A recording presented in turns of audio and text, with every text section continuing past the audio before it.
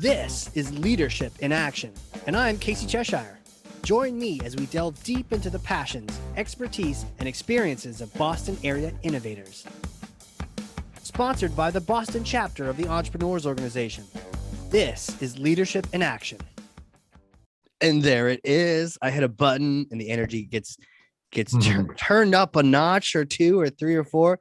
Correct. I am so excited for today. I'm so excited for the guest today. I can't wait to introduce you to him. He is amazing. He is the talk of the chapter. He's a good guy. He's been around for a while and he is full of wisdom and knowledge, but also likes to have fun. A serial entrepreneur, adventurer, sports fanatic, a thought leader in the textiles industry. He's been at it for over 30 years. What can we learn from him today? Well, he is passionate about a kind of leadership that's not only collaborative, but also caring too about the actual people on the team. I can't wait to learn from him. Owner and executive vice president of Emtex, Joel Livingston. Welcome to the show, sir. Hey, thank you. Nice to be here. I'm looking forward to sitting with you. We've known each other for a while and had some fun times and learned together and things like that. So I'm excited. Yeah, man. It's great to learn together and hash things out and then record it so that other people can hear the magic. Because I think sometimes that's the magic of, an EO event or just any kind of interaction where, man, things are happening. We're coming up with different topics. And so I'm going to stop talking here. I want to ask you this question and I can't wait to start learning and collaborating with you here. What is a common misconception about leadership and being an entrepreneur? More, I would say, that it's lonely at the top and, I don't personally feel like that. I do have a partner. We both handle different sides of our business, but it's more, there's 11 of us here and it's more of a collaborative. We all get together and, we try to solve an issue. And the issue at hand, with knowledge from everybody, we've got a lot of people that have had a lot of experience here. So I like to rely on them or talk to someone that's had maybe had an experience with the issue that we're having at hand, and just talk it out and find the best solution. Also, I like to have, I'm not Mr. Livingston, I'm Joel, and, I like to be, I don't say a friend, but, an equal with them. I don't like to be looked at as above anyone. I feel like, I started in the factory here, learning the business, and I never wanted to be, the owner's son. People know who I am. They knew you were the owner's son. You never had to, tell them, and it just felt like it was ingenuine to, be like that. And I actually worked harder to be, to kind of do more. So you didn't look at like the owner's son type deal. Yeah. I mean, there's so much to unpack here. And I want to get to that, the working harder, and then the idea of being the owner's son. We'll definitely want to get to, because it sounds like you did it right. But just even to that first point you made about not having to be lonely at the top. And then I heard you mention the different ways that it's not lonely. You've got a partner. You've also got a really good team around you. Right. It sounds like it very well could be for some people. I mean, that's people say it, right? People say it's lonely at the top. Right. And it very well could be if you don't have these ingredients, these like great things around you. 100%. Yeah, no question, and like I said, we have the same people that's been here, 5 years minimum, and, a lot of experience, a lot of, friendly suppliers and relationships. We like to have relationships with our customers and relationships with our suppliers because, I want my customer to be able to call up and, mention to my, oh, I made a mistake to customer service, I screwed up on my side. Anyway, you can help me out and, have that type of relationship. And, with customers and with suppliers, I rely on them, if they've had any experience and issues we've had, talk about it there. It sounds like you're not burning people for making mistakes either. Because you very well could, right? You make one mistake, I'm going to burn you. Totally. No, it's here is, no one ever, I give my employees, if it's an ethical decision and we're not around, I mean, typically we're around if you needed to get a hold of us, but if not, if you made an ethical decision and it ended up being the wrong decision, then you know what, you did the right thing on your end and we'll stand behind you. So I want people to think for their own. They know kind of what our philosophy is here and how we treat our customers and our suppliers and everybody. So, I like to have, people make their own decisions. And it So, sounds like you get what you put out there too. So if you're not burning people for mistakes, and if they're doing what is right, like you're saying, then when you end up making that same call, you don't have suppliers whacking you and clients whacking you, because you've created this air around you saying like, look, this is the kind of how we're going to do business. Is what we expect of you and what I expect of myself. right. It's a waste of time to point fingers and say what the problem was and how it happened. And, I just, as an aside, COVID seemed like at one point they had to know who the first person was that brought it to Boston. And like, who cares? Like, it's here, let's deal with it. But I mean, those like wasted resources, I thought. Right. Spend the energy on fixing the problem rather than who caused the problem, because that doesn't help anyone. So, I mean, let's go into that a little bit more. That's interesting. I mean, because why does not everyone act like that? Why is there some of that culture of burning people and pointing fingers and finding? because it can't be me, it has to be someone else. I'm too smart. I'm too bright. I know too much. I just can't take responsibility. I would guess is what it is. I mean, I think it's self-deprecating is a nice way. People don't want to look at you. Oh, look, you can't even talk to him. He runs a small business, and and he thinks he's all that. And it's just the opposite of how I want to be or how I like to run. I want to be, accessible to anyone, and everybody's equal here to me. And I've heard so many people talk about the opposite of that. Whereas if you're vulnerable, you actually get it's counterintuitive. If you're so defensive, you don't get the respect you were seeking. You don't get, treated right way. You don't get any of those things that you wanted in the first place by acting so defensive and always pointing fingers. But the flip of that, you end up getting. I mean, if you are vulnerable, you do get people trusting you and respecting you and all that.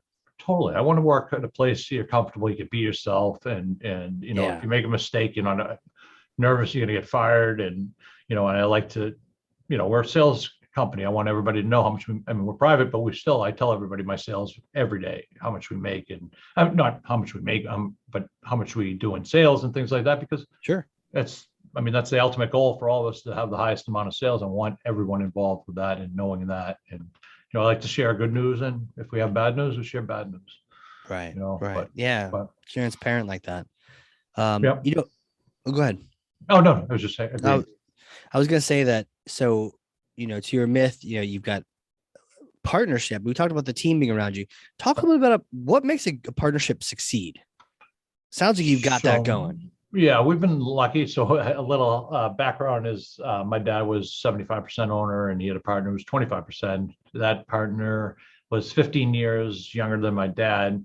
That same partner is now my partner. We're 50-50, and he is 15 years older than me now. So, it's kind of, we've worked together forever. We have a great relationship. We don't argue or fight about anything. We have the same type of thoughts and morals, and and what we expect from people. He does most of the sales. I do most of the operations, and we cross paths here and there with our responsibilities. But for the most part, it's like he's got my back, I've got his. We can. It's a good thing for all of us. How do you have that? Because that sounds perfect. How many times have we heard in EO or other places people just can be so challenged by partnerships? I mean, it's akin to almost like a marriage sometimes. Oh, for sure. I mean, you spend more time with these people than you do, your family. And, we don't fight about money. We don't argue about that stuff ever. We've never argued about that. We've, and it's also, the company's been successful for most of the time we've had it. We really have not, knock on wood, had a lot of, adversity, we've had adversity, but not to the point where, it caused, making these life and death decisions on the business. Like, thank God we haven't had that. We've had pretty steady customers in business, and most of our customers are, our guys. Our new business comes from, current customers, just from relationships. We visit them, we travel and stuff, and that's how we separate ourselves. But back to the, partnership, we try not to step on each other's toes, and I'm sure we irritate each other or whatever, because we're we're together all the time, but ultimately our end goal is to run the company successfully and be profitable. So what I heard from that was you've got your swim lanes. Right. Every now and then you see each other, but for the most part, you're doing what you need to do. Right. And you respect each other, Right. Yeah. And it's been, we never really had to talk about kind of like, sales and thing, but lately, since he's 70, going to be 71, not that he's going to retire and I don't want him to, but, there's, certain things like that he handles that I need to, that we need to make sure that, if he decided to go or retire or something happened, we have coverage there with his relationships and stuff. So we've had some of those talks and stuff too. And, he's been more than open to help, let me have like one of our other sales guys, trail them a little bit to learn and get those relationships. That's smart. So it's good. Yeah. Yeah. And, for me, I mean, on my end, I mean, he's, operations is not, there's relationships, but it's more, with the suppliers and, they want to sell us. So if something happened to me, it's, he can do, it's not like I have to spend a lot of time training him on, operations and stuff. Sure. So that's been good. Yeah. So, I'm sure he'd say the opposite. I'm sure he'd probably say that, that it's great. I feel the mutual respect where you're saying, look, oh yeah, me, you can replace me today. Him, he's really important. He'd probably say the same thing, or maybe he'd joke and he'd say, no, he's right. Right. But, of course. We break each other's balls. I feel that mutual respect across the partnership. Oh, yeah. No, we're, I can tell him anything and it's secure, it's basically, it's my forum member, basically, we have confidentiality on both ends and, things like that. And it's been a very pleasant experience for sure. Yeah. And I didn't expect it any other way. Really family oriented and all that too. We care family first. So, well, if you ever get bored and want to do presentations around the world, feel free to talk about partnerships because that sounds like a great model. That's what a lot of people are striving to have. Right. With their partnerships. It's jealousy. I mean, a lot of times it comes to, jealousy and stuff, and we we try to keep everything equal and, just be there for each other, and care more personally and then, than anything. So it's really good like that too. Yeah. That sounds really good, man. Right people too. Oh yeah. Yeah. 100%. Great people, great partnerships. And I wanted to also bring up, we mentioned a few times EO, right? Right. Has EO helped contribute to the fact that, you are not alone. You even mentioned the forum of your partnership. Right. And I know you're also in a forum. Talk to me a little bit about EO for you. How many years have you been in for a while now, right? Yeah. Probably 18 or 19 years. And I started, more because family business and I'd worked at other places, but it was had a family business psychologist or whatever to meet with, because just young, inexperienced, and a ton of questions. So he recommended to me because he was a friend of Vern Harnish, who's the founder of EO. Oh wow. Yeah. And so we end up I'm in a meeting up with him and and talking about it and then joining EO just because I was young and didn't, it was a good way to get experience, it's basically a board of advisors without having to pay for it, and I could go to my dad, but he's not going to give me unsolicited advice. That's, just tell me I'm an idiot or I did something wrong or, that's your responsibility or whatever. I'm not afraid of that, but it's, sometimes you want unbiased opinions and stuff. So, initially for me, when I first joined the first, 10 or 15 years, it was really beneficial for me. Now I'm in a forum, and I don't necessarily personally get as much out of it because I don't put as much into it.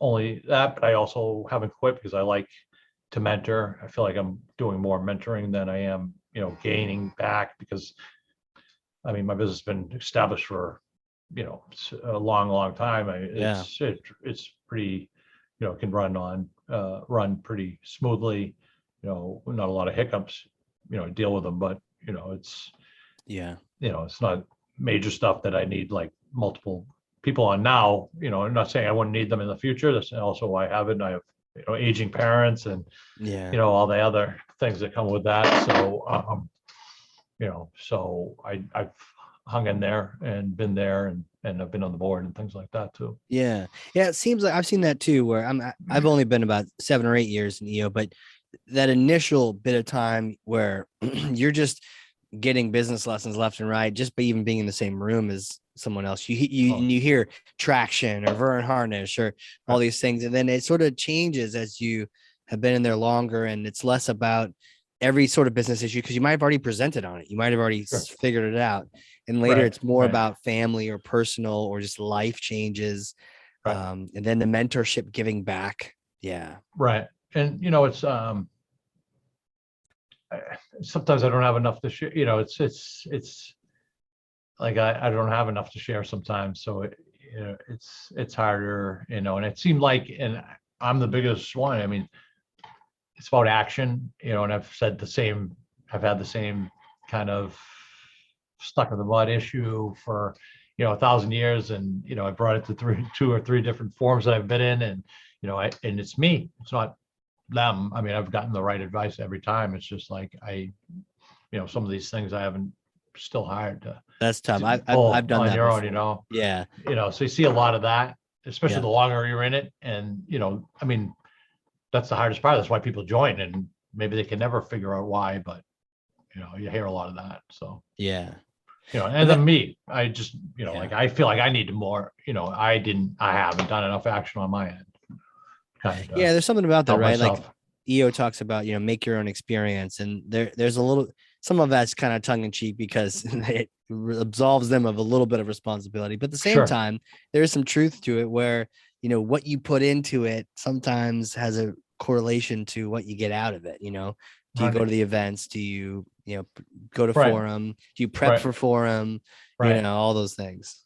Right. And, it's funny because it seems like, the more you get into it and you're with the forum, you get more relaxed. You go on a couple of retreats and these are your friends now. It gets to be less, business-like, at least for me. Initially it wasn't. I was petrified to be late and not prepared. And, some of these guys that were in there are Wayne Ferrari, just some names in the past that were like these business guys that were intimidated. It's like, if you weren't prepared, you're like trying to hide because, you're just like letting these people down too. So, but for me now, as I've gotten older and more experienced, it seemed like and again, on me, I don't give it enough, the kind of the importance that it should have for me now, but just, I got a few things going on personally and stuff like that. So, do you think that's something that, I mean, I obviously, and that's just the ownership model that we have in EO, where you're just like, you own it, like, hey, that's on me. But is there anything the chapter could do differently, do you think, that could make it easier for you to continue to get value even after you've been in for 18 years? For me, I've always been like, it's a double-edged sword, the forum experience. I mean, I'm not against like mixing it out. I feel like I have, we talk about confidentiality in your forum, and that's the most important thing, because you want to be able to be comfortable sharing with everybody. But I feel like when I'm at an EO event, the EO Boston is under that, that confidentiality. So I don't have a problem sharing some of that stuff. I wish, and I said, sometimes you get bored with the same people. I have no problem with them mixing it up every once in a while, and taking and just mixing everybody up and throwing out another, another group of forum, just because, I haven't talked to these people or shared, maybe I'm going to get another perspective on something that I've been stuck on that may all of a sudden stick with me. I just, and then, but there's also the other side of it where people said that, they just can't, they just don't have that trust in confidentiality, outside of their 4 or 5 or 7 or 8 people in their forum, which is, I get that too. So, it's a double-edged sword, totally. I think, but I also I mean, these people have heard my same story. How many times they want to hear my same story, and I haven't, and I haven't helped, and put in a book, I feel bad, but it's like, and I'm sure it frustrates other people too, but also it's like, I don't know, it seems like, I'm sure you've seen it too. You're like a lot of people that join me, they think they're gonna sell to these 120 people, or then it for the wrong reasons, Oh, or sure. and that happens a lot. It seems like it's you're in there for personal growth and personal growth only, and Yeah. willing to grow, stuff like that. Yeah, totally. So Yeah. Yeah, exactly. Right. It's like a no pitch zone, right? We're just here yeah, to learn from each other and right. be. But a lot of people don't, they only want the forum experience and don't want, the events and stuff. And I got to be honest, it's like sometimes it's certain, the budget was, to have these events, it's just tough to put them together. These people want, a good speaker wants anywhere from 30 to 100 grand. Yeah, it's It's kind of crazy. right. And then hotels and pampered and driven and it's like, okay, it's a little Yeah. much, And that but extension cord to power your projector is $125, and right, the right. union guy has to come put it in. I don't. Right, That's a right. whole rabbit hole right there. But do you have a favorite EO experience, or maybe a favorite forum retreat, or just what were some of the Sure. highlights? You must have collected so many. Oh my gosh. So, at the beginning, I mean, I've seen Jack Welch speak Oh wow. at Cyclorama, and he was amazing. I've seen, guys from Bert and what's the name from Life is Good spoke. Oh yeah. Yeah. And the Taj in downtown Boston. It was amazing. That was same night George Nadoff, who founded Boston Chicken and a couple other restaurants, spoke, and a couple others. That was amazing. I've been to Cuba. I've been to Iceland. I've been to Wow. Ireland. I've been to the president's house of Iceland. I mean, he was there. We were at his house. We met the Wow. president of Ireland, or it's not the president, but the other guy name for Like a prime minister or whatnot. something or, like that. Yeah, and amazing. And some of the people we've had speak. The Australian guy that was lost his leg to the sharks, Oh, and then went in again, and his story and meeting him, and just like some of the stuff. And even I didn't, when I was traveling a lot of international, a lot more than I am now, or was, didn't take advantage of necessarily of, like they tell you anywhere you go to, to reach out to, local EO members to get the experience. And I mean, oh yeah. look at it, Hong Kong, Vietnam, China, for me, and I didn't necessarily do that because I'm like, one night in Hong Kong, I want to make sure I use it to the best of my abilities, to have fun. And I don't mind going alone. And if I call someone and what if I don't like him? I'm not going to bail on the guy. You know what I mean? So it's Right. Oh, that's a good point. kind of trepidation about, like doing that. And it was the wrong move, because now, I mean, whenever I meet young people and they ask for advice or anything, connections. And it took me a long time to get to that and understand that it's all about connections, So about, and you have those Yeah. opportunities, tell me about connections. It sounds like that is a real takeaway, a real lesson. What is the power of connections? I mean, just, you never know. I mean, it's like, you can graduate from Harvard to the top of your class, and if you don't know someone or have a connection somewhere, you could be out in the street, Right. and it's like all about meeting these people and just talking to them and using, when I say use them to, not using them, but use them for what they're there for. I mean, you guys, great in communication. Anybody that I could talk to about this job, or things like that, and just just the more people you meet, the opportunities. I met this guy one time. I was out to dinner in LA on business, and this guy was sitting next to me. He said, "Oh, where are you from?" I said, "Boston." And he said, "Oh, I'm from Boston too." And we were chatting, and he says, I forget what he's talking about, whatever. And next thing I know, it's, "Oh, that's an interesting ring. What is that from?" And his girlfriend says, "Oh, that was when Jim was the general manager of the Cincinnati Reds and they won the World Series." And I'm like, "Whoa, what are we talking? Who are you?" And Who the hell am I talking to? Right. Ended up being Jim Bowden, and he was the general manager of Cincinnati Reds, and now he's an announcer. I mean, just sent me pictures from the field after the Red Sox won the World Series in 18. In 07, and just a great guy. But ultimately, he told me the story. He went to prep school. He grew up, I forget where in Massachusetts, didn't get along with his dad, ended up going to a boarding school. And how did you become the general manager of the Cincinnati Reds?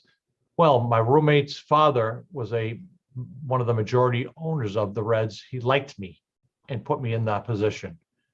And I was the general manager of the Reds with Marge Schott was running them. They won the World Series. Ken Griffey Jr. I mean, Jeez. all these guys. Because he was the roommate of somebody at a prep school. Had no experience at all. And they ended up being. I had no experience at all either. Right. And right, he still won the World Series. Oh, okay. All right. Yeah. And then, I kind of blew the opportunity to ask about Marge Shaw because she's a tripping in of herself. She had the dog and her husband died. He was the owner. And then she was crazy. Ended up being there. But, she was a bad person too.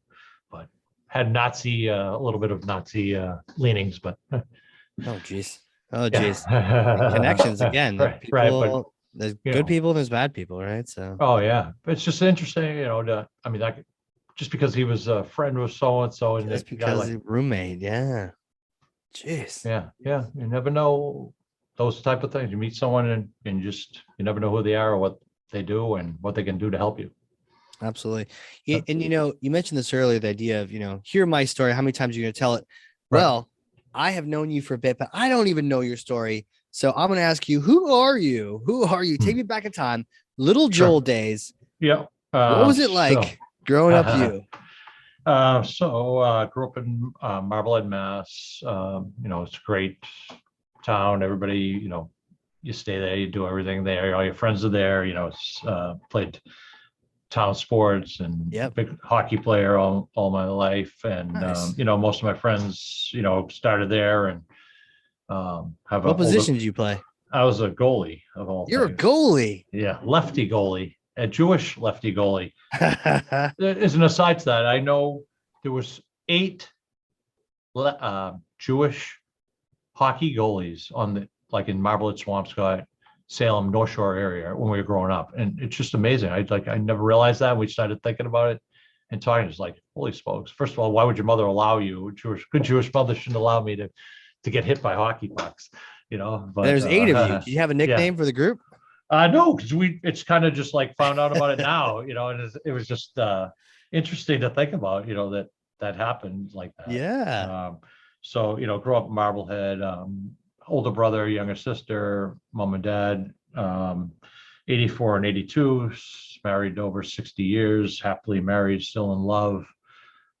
Great example to grow up. I mean, our family is still, we're all real, tight. We're all live nearby. I'm married for 32 years myself. We have a 29-year-old daughter who just had our first grandchild. And oh, wow. Congrats. My mom, thank you. Yeah, my mom's first great grandchild, and my mom's got stage 4 pancreatic. So it was it's the life experience, one going and one coming, and just experience that. And I'm lucky. Our family's been lucky. We've been healthy. Our parents have been healthy for 82 and 84 years. I mean, you can't ask for much more than that. Not that it makes it easier or anything to deal with, but, it's kind of there.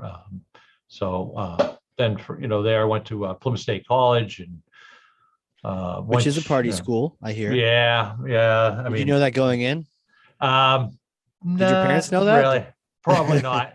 No, probably at different times back then, Okay. They drop you off literally dropped me off in front of the dorm and drove off. Wow. That's how we were growing up, that's the kind of the way it was. We were right. There's the overprotective helicopters that, hover in, and none of that. That was like kicking you out of the car and, hey, we're free. Right. They went away every weekend in high school. We were lived alone on our own. And, I always said to myself, I taught my daughter responsibility, because once they saw it, if you're responsible, then you're polite, you're going to do the right thing. Your moral compass is right. And my dad taught us responsibility. He was to the point that if we were in a group and somebody did something wrong, I was just as guilty as they were, because, you could have stopped them. I'm like, sure, Dad. So the guy, his sister died in college, and he found out and punched a hole in the wall right then. He was 6'4", like 220. And I said, Dad, how should I have stopped him? At that point, he's like, yeah, sometimes you don't, Yeah. right. But, Maybe you but help them patch it up, but right, yeah. exactly. But, responsibility was, just a huge part of it. And I kind of like turned into my father. I didn't realize, but you see Right. someone speeding down the street, slow down, things like that. It's like, wow, never thought I'd get to be that guy. Yeah, But, there's a joke about giving people the stink eye. I guess uh, you get to a certain age and then you're looking at the cars driving your neighborhood being like, you better slow down, I'm watching right, you. right. Oh, totally, totally, totally. But my dad, he demanded respect, Yeah. and he got it, and that made us, all three of us, better people. And tell me more about that because you talked about working really hard to overcome. You were the son of the owner of this established business. Right. I'm sure he had you a part of it quickly, or you're working, or you're learning. Yeah. What was it like, and how did you overcome that challenge? So more of working, just being trying to be one of the guys, never saying, they know, like I said, they know who my dad was. I didn't have to remind anybody. I would never, ever Never, say, yeah. say that. And just try to work harder than, Yeah.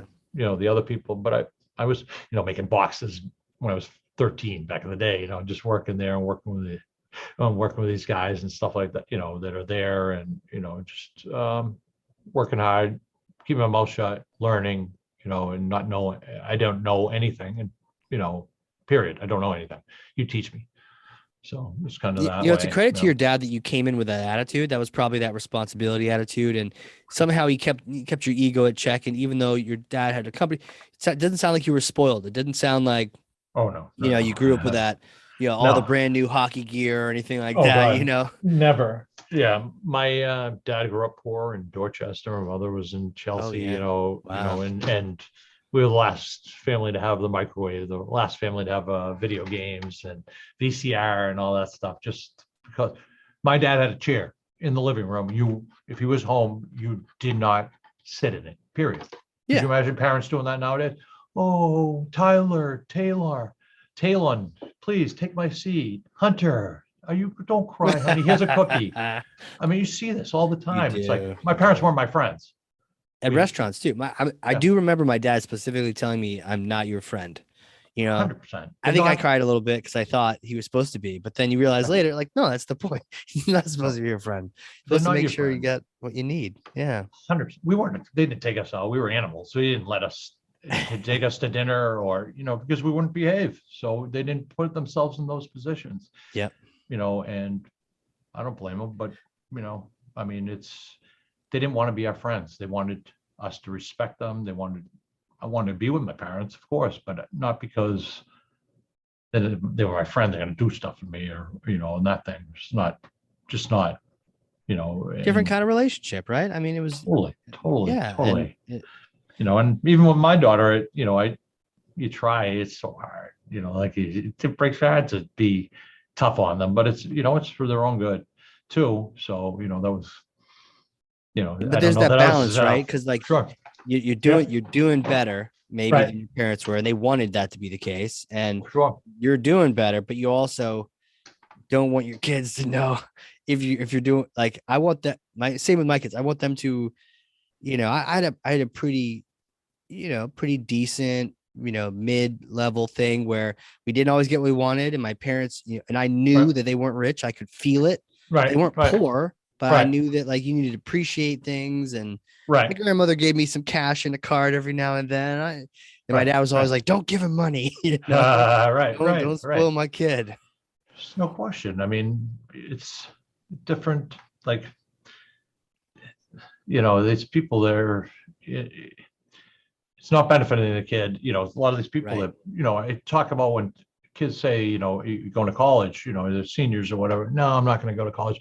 Say, geez, I'm not a good student. I said, you know what? I got to be honest. It's not just about being a student. College is learning to live on your own, having the responsibility to do your laundry, to pick up yourself, make sure you eat Yeah. food, and get to class, and pay Yeah. your bills and things like 100%. that. I mean, I need it and want them. Your parents can't do that for you. These kids, some of them don't even do their laundry until the day they go to college, and they get there and they can't even They drop out in the first semester because they can't be away from mom and dad. They don't even know what to do, to do their laundry. It's like, I never was that way, ever, ever, ever. And my parents, I mean, 16, I could do my own thing and be responsible and, different times again. But, I just never felt like I was ever worried or not know how to get through life. Was there ever a question if you were going to work in the family business or not? And was that Hmm. expected, or was it? No, not expected. Probably preferred not to. Like I said, I haven't had an older brother who was in the business initially, and him and my dad couldn't get along. And I worked outside at other companies first, for training, and also when I was in college, I built a real estate business up there where student Oh, wow. rentals between there and expanded to UNH. So I was running a company for them in the mid to late 80s up in New Hampshire, so I kind of earned my worth there. And ultimately what happened to come back to work here was the purchasing agent that we had was an older guy, and he got sick. And I thought I would come back and want to work and maybe sales or, who knows? I didn't know at the time there, but he had the purchasing agent got sick, so they needed someone that, kind of was right at the beginning of computers and things like that. So, I can do it. And they never asked my brother, who was older. He couldn't have done the job. Wouldn't have wanted to, but it was a big problem for my dad, with him and my brother kind of wanting to do that, do more, and it was tough for him. Him and my dad ended up getting separate, not separate. I mean, we're code now. He just doesn't work for us anymore, and it was 20 years ago. It it sucked for a while and things like that. But and here and there, it's an issue with me and my brother, because we get along. We weren't great. Just didn't have a lot of the same. I like sports. He didn't. He was a hiker biker. I'm a team sports guy. So it's like kind of my dad and I spent time bonding with going to sporting events. My brother didn't love that type of thing, so it was tough for him to be able to bond with my dad, and it hurt him. Yeah, no, but it's tough, right? Because you spend time trying to grow them into, but then ultimately they are their own human, and knock on wood, fingers crossed, a nice prayer that they're happy and they're a good person and they work hard. And yeah, they may not like the same things you do. Now, I personally can't see what's not to like about sitting in a Bruins game with a beer. And the other day I was at one and we ordered the barbecue thing, and my God, it was this giant tray of barbecue stuff. And so, tell me about it, but everyone's different. Walk into the first time I went up to Fenway Park with my dad, the smell of the grass. You remember that? It's like the greatest thing ever. I mean, you look up to my, that to do that stuff. My brother always wanted my dad to go hiking or biking with him, and he just wasn't that into that much, so it kind of hurt him, and it's that's a whole nother podcast. That's whole other podcast, right. Totally. And for me and him, we get along now, and it's okay. Couldn't have worked with it would have been tough for me and him in the company and my partner, that wouldn't have necessarily worked out one of the other ways. But, I just felt like I earned my keep starting that business up in New Hampshire, and then coming here and really did the purchasing and changed it, because it was just the perfect timing. Computers were just coming in. I kind of knew what I was doing with the computers somewhat, enough that I wasn't afraid of. If it had a line or there's a link, you press it, it's not going to blow up. You're not going to blow up. Exactly. So just go ahead. I just had that kind of, not nervousness about that, and kind of took that to the next level and helped out with the purchasing and things like that. So powerful, man. Yeah. Thanks. Well, my next question for you is a bit of a hypothetical, because I may or may not have a time machine up here in New Hampshire. Here it's actually my backyard covered in tarp. So you come on up, you come visit, we get some beers, some lobster, and then you get to use this time machine. You get to go and you get to see yourself a couple days after graduating, and a couple days just in case you had a party, right? High school or college? College. Graduating college. Yep. What was your major in college? Business management. Business. Okay. So you get that business degree, and you get to meet yourself, and you get to have a conversation. What kind of things are you telling yourself? More about, kind of what we've already talked about, connections and Connections. connections, responsibility, giving back, being friendly, being open, being caring, care for others. It's a lot of, I feel like, empathy is lost a lot of place in the world too, and people don't feel bad for others and like to have, empathy and responsibility and, be a good person first and foremost, and just do the right thing. Like I said, he's taught my daughter responsibility, just being responsible, knowing what's right and wrong, and doing what's best and moving forward, and just utilize all the connections you can. Oh, I love that. Yeah. Boom. Yeah. Mic drop moment right there. Boom. Right on the stage. Sure. Where can people connect with you? Do you want them to reach out on LinkedIn? Sure. Email? LinkedIn, email is fine. Joel L at emtexinc.com. LinkedIn is just Joel Livingston, and send me an email or any questions or coffee, reach whatever. out. I'd be Talk interested. sports. Sure, I'd love to. Be at the next Bruins game. Yeah, hopefully tonight they can win tonight. We'll see. Celtics was sad. I was at the one night. like a couple weeks ago with the hat trick and the 5-0. That was great. We got last minute tickets on StubHub. It was pretty sweet. That's awesome. Yeah, take your boys, right? Yep. Had my son, had my daughter, the wife. Awesome. We all were just, and we snuck into loge seating with last minute tickets. Someone That's probably awesome. had car trouble or something. Who knows? Right. Yeah. God bless them, but we enjoyed their tickets. Yeah, nothing wrong with that. It's great. It's really fun. They were used well, man. Well, dude, thank you so much for coming on here and teaching the fellow listeners, sharing with us what's important to you. I really appreciate it. My pleasure. And like I said, anytime, and reach out, and it's good talking to you, and hopefully we'll see you soon. Yeah, man. Maybe at the next you going to the event tonight? I am not tonight. Okay. But hopefully on one of the events. I will one coming up soon. on June 10th. Right. It's the Firewalk. Yeah, I wanted to. He talked about maybe moving the date. It's moved to the 10th now. Oh, it is. Okay. Yeah, I should be free for that too. It's going to be a good one. Yeah. I do a lot of hot yoga, so it's like I kept saying, it's breathing and mind. Like if you get the breath down, you can walk on fire. Yeah. There's no question about it. So yeah, 100%. It's amazing. Thank you. And so for those listening, we want to see you there at the EO event on June 10th. And we also, if you learn something from this conversation, man, so many great, important topics around keeping it from being lonely at the top, and EO experiences and how to maximize that, and responsibility and connections. If you learn something, share this episode with someone else. That's how you're a thought leader, is just getting this content to other people's hands. And with that, Joel, thank you again, sir. My pleasure. You got it, buddy. Good talking to you. I will see you soon. All right, man. Well, this has been another exciting episode of Leadership in Action. We will see you all next time. Thank you. See ya. Leadership in Action is sponsored by the Boston chapter of the Entrepreneurs Organization. As the world's only peer-to-peer network exclusively for entrepreneurs, EO helps transform the lives of those who transform the world.